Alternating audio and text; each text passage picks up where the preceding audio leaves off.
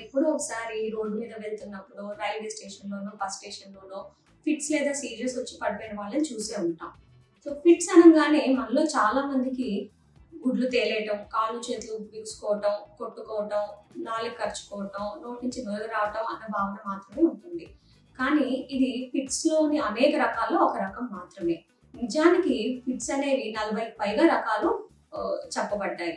దాంట్లో కొన్ని రకాలు ఏంటో ఇవాళ మనం తెలుసుకుంటాం.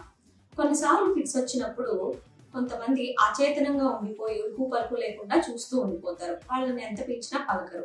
ఇది కొన్ని సెకండ్ల నుంచి నిమిషాల పాటు ఉండొచ్చు. మరికొంతమంది ఫిట్స్ వచ్చినప్పుడు అయోమయంగా, సందర్భం లేకుండా మాట్లాడటం, కళ్ళు బిగబట్టడం, మూతి పెదాలు కదిలించటం, కాళ్ళు చేతులు కదిలించడం వంటి పనులు చేస్తూ ఉంటారు. మరికొంతమంది కళ్ళుగుడ్లు, తల ఒక పక్కకి తిప్పేసి వాంతి చేసుకోవటం వంటివి చేస్తుంటారు. మరికొంతమందికి ఫిట్స్ వచ్చే ముందు ఆరా అని సూచనలు కనిపిస్తూ ఉంటాయి. సో ఇవి వచ్చినప్పుడు వాళ్ళకి నెక్స్ట్ ఫిట్స్ రాబోతుంది అనే ఒక సిగ్నల్ కూడా అందుతుంది.